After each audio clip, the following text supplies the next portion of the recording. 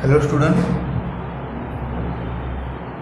In previous video we already discussed about the software development life cycle. So now today we will discuss and see about the different types of models used in software development life cycle. So the first model of software development life cycle is waterfall model. The waterfall model was first process model to be introduced. This model has 5 phases, each phase executed in sequential manner. So it is also referred to as linear sequential life cycle model and traditional and classical model of software development life cycle. It is very simple to understand and use. In waterfall model, each phase must be completed before the next phase can begin, and there is no overlapping in phases. The waterfall model illustrates the software development process in a linear sequential flow. Hence, it is also referred to as linear sequential life cycle model. This means that any phase in the development process begins only if the previous phase is complete. In waterfall model, phases do not overlap.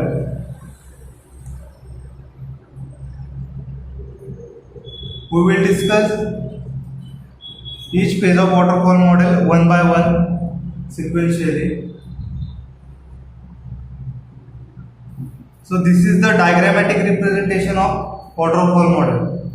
So the first phase of waterfall model is requirement analysis and specification. The purpose of this phase is to understand customer requirement and document them properly.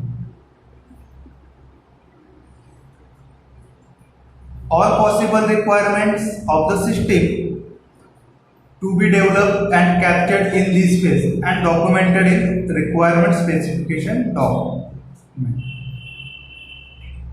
Then the completion of requirement analysis and specification phase, it moves to the design phase. The purpose of design phase is to transform requirement into a structure suitable for implementation in some programming languages. The requirement specification from first phase are studied in this phase and system design is prepared. System design helps in specifying hardware and system requirements and also helps in defining overall system architecture. Then completion of design phase, it moves to the implementation and unit testing. The purpose of this phase, implement design into actual coding using some coding languages, for example Java, CPP, C, C++, Python, etc. etc.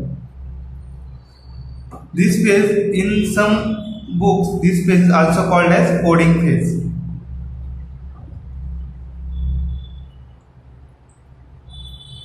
With input from the system design, the system is first developed in small programs called unit,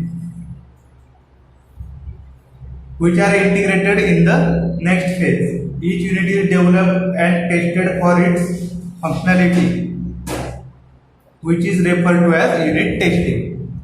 The completion of implementation and unit testing, it moves to integration and system testing.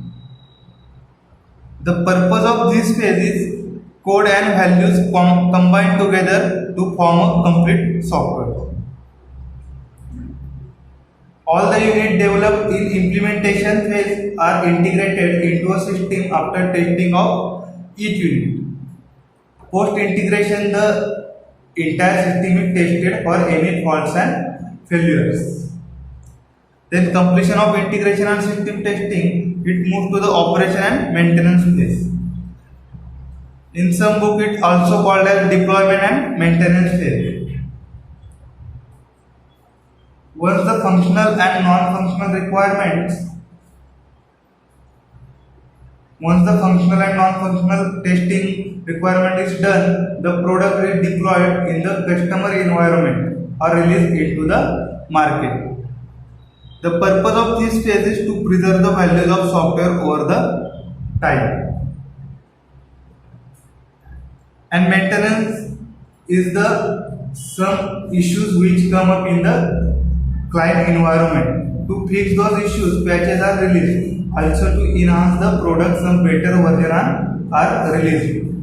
Maintenance is done to deliver these changes in the customer environment. All these phases are cascaded to each other, in which progress is seen as flowing steadily downwards like waterfall through the phases. The next phase is started only after the defined set of goals are achieved for previous phase and it is signed off. So the name waterfall model. In this model, phases do not overlap.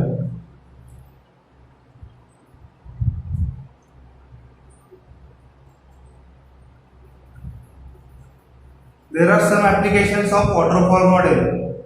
So the first is requirement are very well documented, clear and fixed. Product definition is stable, where technology is understood and is not dynamic. There are no ambiguous requirements. The project is short. The advantages of waterfall model is that it allows for departmentalization and control. A schedule can be set with deadlines for each stage of deployment or development, and a product can proceed through the development process model, phases one by one. Development moves from concept through design, implementation, testing, installation, troubleshooting, and ends up at operation and maintenance. Each phase of development proceeds in strict order. The disadvantages of waterfall model is that it does not allow for much reflection or revision. Once an application is in the testing stage, it is very difficult to go back and change something that was not well documented or thought upon in the concept stage. So these all 5 phases should be followed to deliver intended and high quality software to the user. Tomorrow we will discuss about the another software development model used in software development life cycle.